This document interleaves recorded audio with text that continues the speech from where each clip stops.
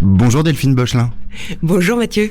Alors on est actuellement dans votre atelier, vous êtes artiste plasticienne, c'est un terme très très large, est-ce que vous pouvez préciser un peu quelle est votre discipline ?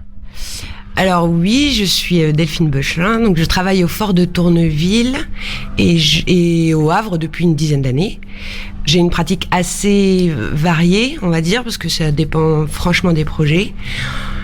J'ai commencé par la photographie, puis le graphisme. Par exemple, au MUMA, j'ai présenté des céramiques. Mais par ailleurs, je travaille en ce moment sur le projet d'un réaménagement d'une cour d'école. Donc voilà, c'est une pratique qui est partie de l'image et qui commence à se développer vers le volume, on va dire, de manière un peu générale. Et vous faites également partie d'une association qui s'appelle Papier Machine. Voilà, d'ailleurs c'est avec cette association qu'on est actuellement résident au Fort depuis une petite année maintenant.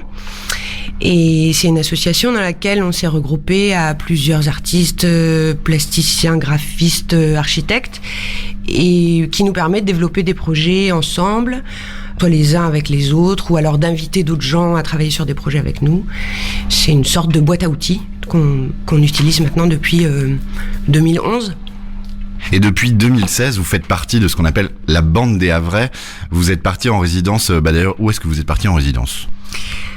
Oui, alors ça a commencé même en 2015 quand on a commencé à parler des 500 ans du Havre, où effectivement je suis arrivée avec un projet, plusieurs projets même à proposer à la ville, et puis on m'a parlé de cette histoire de résidence.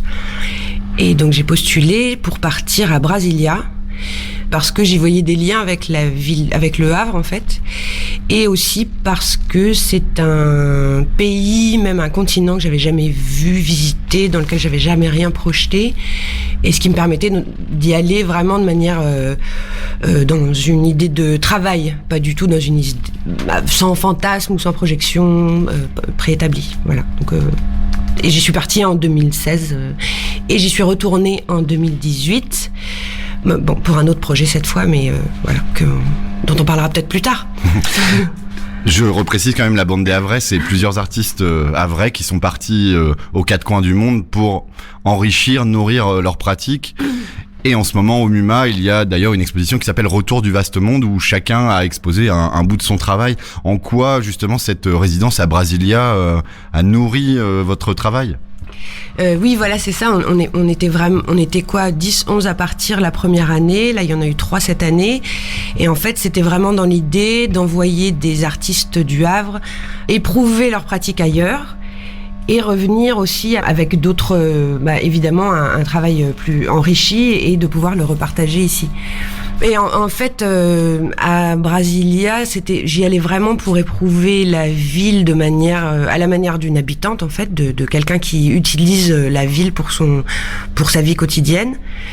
Et mais finalement, c'est vrai que c'est le genre de voyage, de travail qui fait qu'on revient avec des choses qui vont ressortir, mais alors pas forcément là où on les attend, ou alors qui vont enrichir quelque chose sur le coup, mais qui va ressurgir par la suite sous d'autres formes finalement. Et par exemple, ces céramiques, elles étaient peut-être là depuis fort longtemps, mais elles sont quand même arrivées au bout d'un cheminement qui a duré au moins 2 ans depuis Brasilia, quoi. Voilà.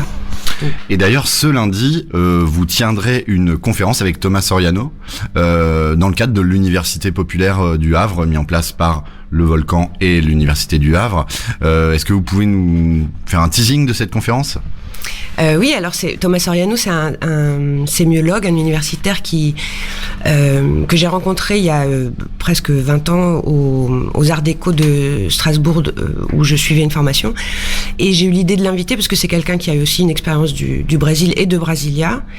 Et j'ai eu l'idée de l'inviter pour partager un peu nos points de vue sur cette ville et sur la façon d'habiter une ville, justement, qui sont quand même, et Brasilia et Le Havre, 2 villes assez spécifiques par leur architecture. Et voilà, et donc on va parler de ça, on va parler aussi du travail qui est exposé en ce moment au MUMA, développé autour de ces thématiques de l'urbain, de la vie quotidienne et de l'architecture utopique un petit peu qui s'était développée à ce moment-là. Donc la conférence de Delphine Bauchelin et de Thomas Soriano, c'est ce lundi à 18h à l'UFR de Lettres. Merci beaucoup Delphine Bauchelin. Merci.